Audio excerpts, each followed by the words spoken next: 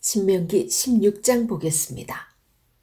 16장에서는 이스라엘 백성들이 지켜야 할 3대 절기를 말씀합니다. 민수기 28장에서 절기들을 두신 이유를 하나님께서 말씀하셨는데요. 기억하세요? 하나님께서 백성들을 공식적으로 만나고 싶어서 하나님을 기억하게 하기 위해서 이 절기들을 지키라고 말씀을 합니다. 제일 먼저 절기 중에서 유월절을 먼저 말씀을 하는데요. 1절에서 8절이 유월절입니다. 이 출애굽할 때 장자재앙 때 조금 전에 바로 앞에 15장에서 말씀드렸던 그 처음 것 말씀할 때 제가 잠깐 언급해 드렸죠. 그 유월절. 아비벌을 지켜, 아비벌은 첫째 달입니다. 1월 14일이거든요. 아비벌을 지켜 네 하나님 여호와께 유월절을 행하라. 이는 아비벌에 네 하나님 여호와께서 밤에 너를 애굽에서 인도하여 내셨습니다.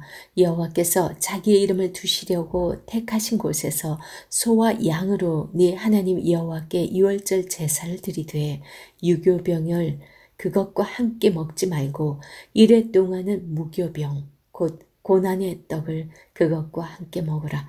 이는 네가 애굽 땅에서 급히 나왔음이니 이같이 행하여 내 평생에 항상 네가 애굽 땅에서 나온 날을 기억할 것이니라. 그 이래 동안에는 네 모든 지경 가운데에 누룩이 보이지 않게 할 것이요.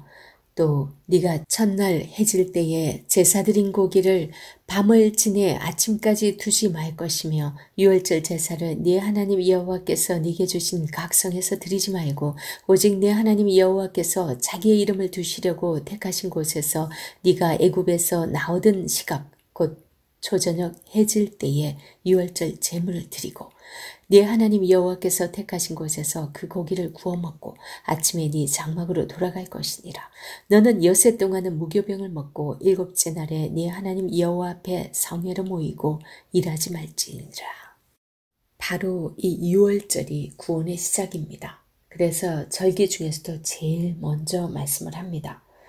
특별히 무교절을 지키라고 하죠. 유월절 바로 첫날부터 일주일 동안 누룩이 들어가지 않은 떡을 먹는 거예요. 누룩은 부풀게 하는 이스트 같은 그런 거죠. 그러니까 맛이 없겠죠. 그냥 아무것도 넣지 않은 그 밀가루, 설탕 같은 것도 안 넣는 거예요. 그래서 그냥 밀가루로만 반죽해서 떡을 만든 그게 고난을 기억하라고 하나님이 그렇게 말씀을 합니다. 9절에서 12절은 77절을 말씀을 하는데요. 7주를 셀지니 곡식에 낫을 대는 첫날부터 7주를 세어서 네 하나님 여호와 앞에 77절을 지키되 네 하나님 여호와께서 네게 복을 주신 대로 네 힘을 헤아려 자원하는 예물을 드리고 너와 네 자녀와 노비와 네 성중에 있는 레위인과 및 너희 중에 있는 객과 고아와 가부가 함께 네 하나님 여호와께서 자기의 이름을 두시려고 택하신 곳에서 네 하나님 여호와 앞에서 즐거워할지니라. 너는 애굽에서 종되었던 것을 기억하고 이 규례를 지켜 행할지니라. 이런 걸 지킬 때도 객과 고아와 과부 함께 이렇게 지키라고 합니다. 77절은 다른 말로 맥추절이라고도 하는데요. 이것은 구원받은 사람들이 감사의 열매로 드리는 그런 절기라고 할 수 있겠습니다. 그리고 13절에서 15절은 초막절을 말씀을 하고 있습니다. 너희 타작마당과 포도주 틀의 소출을 거두어 들인 후에 이래 동안 초막절을 지킬 것이요. 절기를 지킬 때는 너와 네 자녀와 노비와 네 성중에 거하는 레위인과 객과 고아와 가부가 함께 즐거워하되 네 하나님 여호와께서 택하신 곳에서 너는 이래 동안 네 하나님 여호와 앞에서 절기를 지키고 네 하나님 여호와께서 네 모든 소출과 네 손으로 행한 모든 일에 복 주실 것이니 너는 온전히 즐거워할지니라. 초막절은 다른 말로 수장절이라고도 하는데요. 이것은 하나님께서 이스라엘 백성들을 종되었던 이집트 그 애굽에서 이끌어내어 광야길을 걷게 한 그 일을 광야를 다니면서 초막을 짓고 생활을 했잖아요. 그래서 그것을 기념하기 위해서 그 사실을 잊지 말라고 이 초막절을 지키게 합니다. 초막절은 수장절이라고도 하는데 출애굽기 23장 16절 그리고 34장 22절에도 이런 말씀이 나옵니다. 가을 축제로 볼 수 있는데 7월에서 9월에는 포도나 올리브, 종려나무, 무화과 이런 것들을 수확을 했대요. 그래서 그런 뒤 7일간 지내는 이런 수확을 하고 7일 동안 이 수장절, 초막절 이걸 지내는 절기를 보냈다고 합니다. 그리고 8일째 마치게 됩니다. 그리고 16절에서 17절은요. 이 모든 절기에 대한 이 세 가지 절기, 유월절, 칠칠절, 초막절 이 세 가지 절기와 공통으로 관련된 말씀 연결 규례를 주고 있습니다. 너희 가운데 모든 남자는 1년에 3번 곧 무교절과 칠칠절과 초막절에 네 하나님 여호와께서 택하신 곳에서 여호와를 배웁되 빈손으로 여호와를 배웁지 말고 각 사람이 네 하나님 여호와께서 주신 복을 따라 그 힘대로 지킬지니라. 절기를 기념하면서 그리고 감사함으로 또 헌금을 할 것을 말씀하고 있습니다. 그리고 이제 18절에서 20절에서는 재판관의 필요성과 그 다음에 정의 실천을 하라는 것을 명령하고 있습니다. 이 절기들은 구원과 관련 있는 그런 절기들이에요. 그리고 공정한 재판에 대해서 말씀을 하고 있습니다. 18절 네 하나님 여호와께서 네게 주시는 각성에서 네 지파를 따라 재판장들과 지도자들을 둘 것이요 그들은 공의로 백성을 재판할 것이니라. 너는 재판을 굳게 하지 말며 사람을 외모로 보지 말며 또 뇌물을 받지 말라. 뇌물은 지혜자의 눈을 어둡게 하고 의인의 말을 굳게 하느니라. 너는 마땅히 공의만을 따르라. 그리하면 네가 살겠고 네 하나님 여호와께서 네게 주시는 땅을 차지하리라. 이렇게 18절에서 20절에서는 재판관의 필요성이 있고 그리고 그 재판관은 정의를 실천해야 된다라는 것을 명령하십니다. 그리고 이 절기들은 구원과 관련 있는 그런 절기들이에요. 그리고 공정한 재판에 대해서 말씀을 하는데 여기서 재판하다라는 이 단어가 히브리어로 미시파트인데 미시파트가 정의, 공의, 의로움 이런 뜻이에요. 그러니까 여기서 재판이 사람에게 속한 것이 아니라 하나님의 일이라고 특별히 말씀을 하고 있는 거죠. 그래서 사람의 사사로운 감정이나 또 어떤 그 뇌물 이런 걸로 인해서 재판을 굳게 하는 일은 하나님 앞에 심판을 받을 그럴 일이란 걸 말씀합니다. 지금 하나님께서는 이스라엘 백성들이 가나안 땅에 와서 어떻게 예배드려야 할지 그런 말씀을 계속 하고 있었고 또 절기는 어떻게 지키고 막 이런 말씀을 하시다가 갑자기 재판 이야기를 하죠. 이런 것은요. 하나님께서 원하시는 그 예배와 그 삶이 별도가 아니라 이 삶에서의 모습이 예배 연장선이라는 것을 알게 해줍니다. 오늘날에 우리에게도 요구하는 것이 그렇죠. 그 삶에서의 모습, 그게 삶이 예배가 돼야 그 예배를 하나님께서 받으시는 거지 삶 따로 예배 따로는 있을 수가 없습니다. 그리고 21절에서 22절에서는요. 특별히 가나안에서 그 제2기구들, 그 가나안 백성들이 뭘 섬겼어요? 그들이 이방신들을 섬겼잖아요. 그 제2기구들 절대 사용하지 말라고 금지를 시킵니다. 내 하나님 여호와를 위하여 쌓은 제단 곁에 어떤 나무로든지 아세라상을 세우지 말며 아세라상이 나무로 되어 있거든요. 그래서 자기를 위하여 주상을 세우지 말라. 네 하나님 여호와께서 미워하시느니라.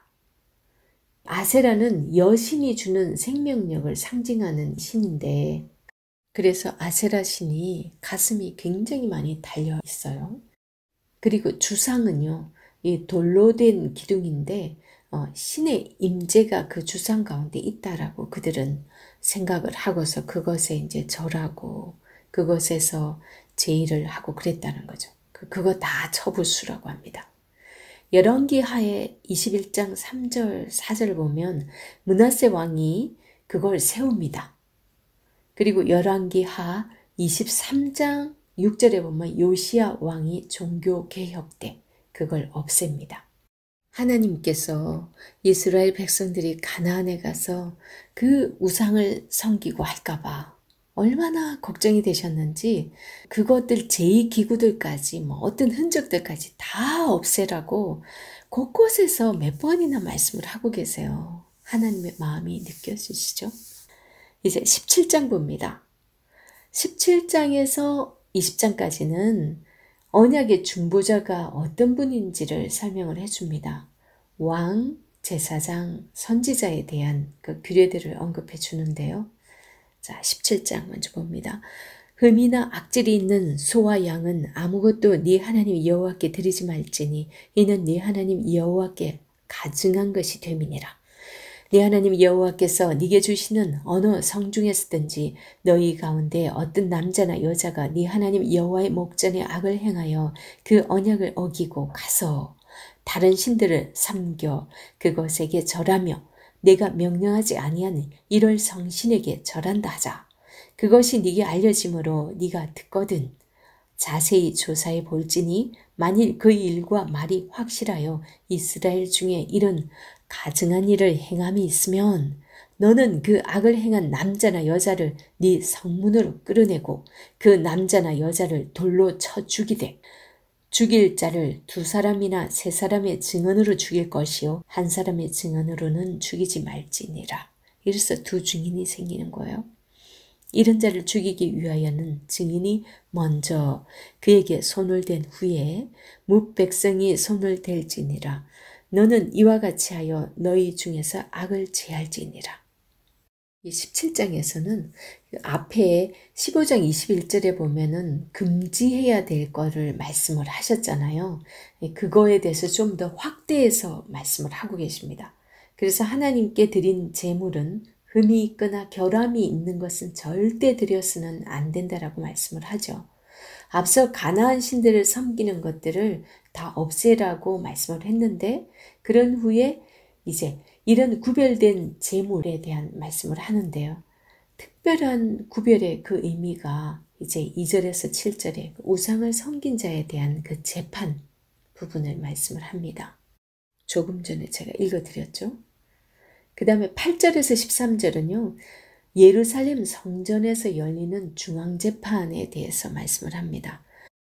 네 성중에서 서로 피를 흘렸거나 다투었거나 구타하였거나 서로 간에 고소하여 네가 판결하기 어려운 일이 생기거든 너는 일어나 네 하나님 여호와께서 택하실 곳으로 올라가서 레위 사람 제사장과 당시 재판장에게 나아가서 물으라.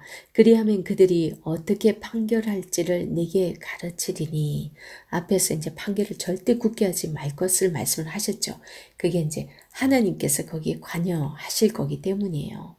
그래서 10절에 여호와께서 택하신 곳에서 그들이 네게 보이는 판결의 뜻대로 네가 행하되 그들이 네게 가르치는 대로 삼가 행할 것이니 곧 그들이 네게 가르치는 율법의 뜻대로 그들이 네게 말하는 판결대로 행할 것이요 그들이 네게 보이는 판결을 어겨 좌로나 우로나 치우치지 말 것이니라. 그래서 8절에서 13절은 예루살렘 성전에서 열리는 중앙재판에 대해서 말씀을 합니다. 그리고 14절에서 20절에서는 왕이 갖추어야 될 4가지 조건에 대해서 말씀을 합니다. 이스라엘의 왕은 하나님을 온전한 왕으로서 섬겨야 하는 인간 왕. 이스라엘의 왕은 어떤 사람이라야 되는가? 에 대해서 말씀을 하고 있죠. 자, 이런 말씀을 한글로 봐서 아직까지도 왕정시대가 오지 않았죠. 지금 신정시대예요. 그죠? 하나님께서 친히 다스리고 계신 그때예요. 왜냐하면 모세에게 말씀해서 모세가 하나님 말씀을 전해서 이렇게 하고 있으니까 바로 신정시대인데 이때 이미 하나님께서 이스라엘의 왕은 어떤 왕이어야 된다 이 말씀을 하고 계셨어요. 그렇다는 것은 앞으로 오게 될 왕정시대를 대비하셨다라는 거죠. 자, 14절 네가 네 하나님 여호와께서 네게 주시는 땅에 이르러 그 땅을 차지하고 거주할 때에 만일 우리도 우리 주위의 모든 민족들과 같이 우리 위에 왕을 세워야 하겠다는 생각이 나거든. 실제로 그러잖아요. 그래서 사울을 세우죠. 반드시 네 하나님 여호와께서 택하신 자를 반드시 내 하나님 여호와께서 택하신 자를 내 위에 왕으로 세울 것이며 이렇게 했는데 어떻게 합니까? 어깨 위나 더한 이 사울이 싸움을 잘해가지고 전쟁에 저 사람 내세우면 우리가 확실히 이기겠어. 그렇게 해서 그 사람을 세우잖아요. 세울 것이며 내 위에 왕을 세우려면 네 형제 중에서 한 사람을 할 것이요 네 형제 아닌 타국인을 내 위에 세우지 말 것이며 그는 병마를 많이 두지 말 것이요. 이 솔로몬이 어겼습니다. 그죠? 병마를 많이 얻으려고 그 백성을 애굽으로 돌아가게 하지 말 것이니 역대 이스라엘 왕들이 애굽에 많이 보냈죠. 사신들을. 이는 여호와께서 너희에게 이르시기를 너희가 이후에는 그 길로 다시 돌아가지 말 것이라 하셨음이며 그에게 아내를 많이 두어 그의 마음이 미혹되게 하지 말 것이며 지금 아내를 솔로몬이 엄청 많이 뒀어요. 그죠? 자기를 위하여 은금을 많이 쌓지 말 것이니라. 솔로몬은 은금이 너무 풍부했어요. 솔로몬 왕은 다 어겼어요. 그죠? 은이 얼마나 많았는지 돌같이 여겼다고 할 정도였으니까 말이죠. 그리고 18절 19절에서는 그가 왕위에 오르거든 이 율법서의 등사본을 레위 사람 제사장 앞에서 책에 기록하여 평생에 자기 옆에 두고 읽어 그의 하나님 여호와 경외하기를 배우며 이 율법의 모든 말과 이 규례를 지켜 행할 것이라. 지금 몇 가지 말씀하셨어요? 왕이 지켜야 될 게 16절에서 병마를 많이 두지 말라. 이거 군사력을 의지하지 말라는 거죠. 그 다음에 17절은 아내를 많이 두지 말라. 그 16절에 병마를 많이 두지 말라 여기서 군사력 의지하지 말라 그랬는데 군사 인구수를 세가지고 하나님께 호되게 혼난 사람이 다윗 인구조사. 그래서 전염병으로 사람들이 엄청나게 죽죠. 그러니까 다윗도 어긴 게 있네요. 그죠? 그 다음에 17절에 아내를 많이 두지 말라. 이거는 쾌락을 추구하지 말라는 뜻입니다. 마음이 미혹되게 하지 않기 위해서는 아내를 많이 두면 안 된다고 합니다. 이 솔로몬은 제국을 꿈꿨기 때문에 자기를 침범하지 못하도록 하기 위해서 각 제국의 공주들을 왕비로 맞아들이잖아요. 그러면은 서로 친화력을 가지고서 자기 세력을 떨칠 수 있기 때문에. 그리고 은금을 많이 쌓아두지 말라고 했는데 굉장히 많았어요. 이거는 탐욕을 따르지 말라는 그런 의미입니다. 그리고 율법서의 등사본을 레위 제사장 앞에서 책에 기록하 평생 옆에 두라. 말씀을 평생 가까이 두고 말씀에 의해서 살아가라는 건데 지금 이걸 두고서 난 왕이 아니니까 난 상관없어 이러면 안 되겠죠. 당시 이스라엘 왕에게 해서는 안 되는 지침을 준 거라고 하지만 사실 오늘날 우리는 왕 같은 제사장으로서의 삶을 살잖아요. 그러니까 우리 역시도 군사력이 아니라 우리는 세상의 돈이나 세상의 권력 이런 거 의지하지 말라는 거고 그 다음 우리 쾌락 추구하지 말라는 거 그 다음 너무 세상 것 탐내지 말라는 거고 탐욕으로 인해서 우리가 하나님과 멀어질 수밖에 없고 탐심은 우상 숭배라고까지 말씀을 하셨기 때문이죠. 근데 돈이 많이 우상이 됩니다. 그리고 율법의 등사본 우리는 지금 이 성경을 늘 머리맡에 두고 항상 이 말씀을 기준하여 살아가고 있는지 우리의 삶을 돌아봐야 될 것입니다. 18장 보겠습니다. 18장에서는 제사장에 대해서 언급을 합니다. 제사장은 분깃이나 기업이 없어요. 그래서 하나님께 드려진 제물로 생활을 하게 됩니다. 하나님만을 의지하면서 하나님만을 섬기는 삶을 살아야 하는 게 제사장입니다. 1절에서 8절은 제사장의 권리에 대한 응식이라고 표현을 하는데 제사장의 권리에 대한 규정이고요. 9절에서 14절은 이방의 주술 행위에 대한 금지입니다.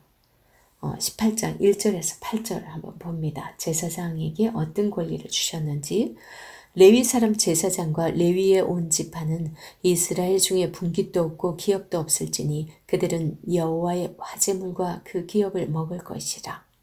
그들이 그들의 형제 중에서 기업을 가지지 않을 것은 여호와께서 그들의 기업이 되심이니 그들에게 말씀하신 같으니라.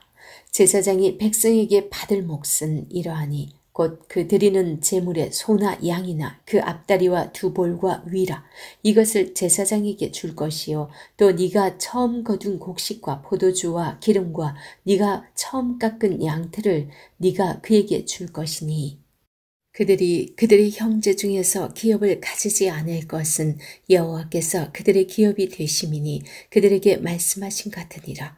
제사장이 백성에게서 받을 몫은 이러하니 곧 그 드리는 제물의 소나 양이나 그 앞다리와 두 볼과 위라 이것을 제사장에게 줄 것이요. 이렇게 어떤 것을 제사장에게 줄 것이다 라는 걸 구체적으로 언급을 해주는데 8절까지 제사장에게 줘야 될 것은 이러한 것들이다 이렇게 언급을 해주고 있습니다. 그리고 9절에서 14절은요. 이방의 주술 행위에 대해서 절대 따라하지 말 것을 말합니다. 다른 민족들의 가증한 행위 해가지고 네 하나님 여호와께서 네게 주시는 땅에 들어가거든 너는 그 민족들의 가증한 행위를 본받지 말 것이니 그의 아들이나 딸을 불가운데로 지나게 하는 자나 이게 몰렉신에게 자식을 바치는 그런 행위예요. 이게. 그리고 점쟁이나 기륭을 말하는 자나 요술하는 자나 무당이나 진언자나 신접자나 박수나 좋은 자를 너희 가운데 용납하지 말라. 이런 일을 행하는 모든 자를 여호와께서 가증히 여기시나니 이런 가증한 일로 말미암아 네 하나님 여호와께서 그들을 네 앞에서 쫓아내시느니라.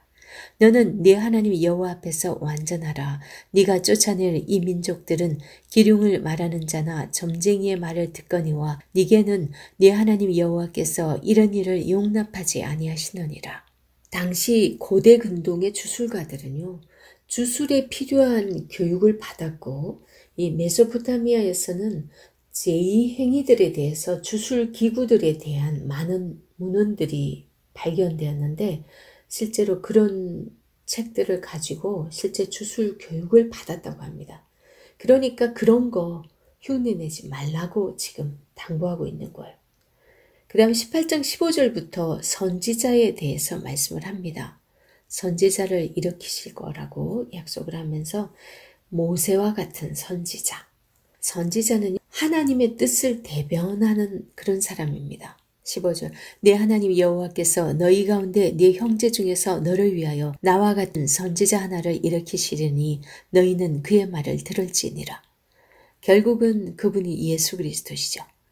이것이 곧 네가 총회의 날에 호렙산에서 네 하나님 여호와께 구한 것이라. 곧 네가 말하기를 내가 다시는 내 하나님 여호와의 음성을 듣지 않게 하시고 다시는 이 큰 불을 보지 않게 하소서 두렵건대 내가 죽을까 하나이다 하매 여호와께서 네게 이르시되 그들의 말이 옳도다. 내가 그들의 형제 중에서 너와 같은 선지자 하나를 그들을 위하여 일으키고 내 말을 그 입에 두리니 내가 그에게 명령하는 것을 그가 무리에게 다 말하리라. 누구든지 내 이름으로 전하는 내 말을 듣지 아니하는 자는 내게 벌을 받을 것이요. 만일 어떤 선지자가 내가 전하라고 명령하지 아니한 말을 제 마음대로 내 이름으로 전하든지 다른 신들의 이름으로 말하면 그 선지자는 죽임을 당하리라 하셨느니라. 네가 마음속으로 이르기를 그 말이 여호와께서 이르신 말씀인지 우리가 어떻게 알리요? 만일 선지자가 있어 여호와의 이름으로 말한 일에 증언도 없고 성취함도 없으면 이는 여호와께서 말씀하신 것이 아니요. 그 선지자가 제 마음대로 한 말이니 너는 그를 두려워하지 말지니라. 이렇게 말씀하세요.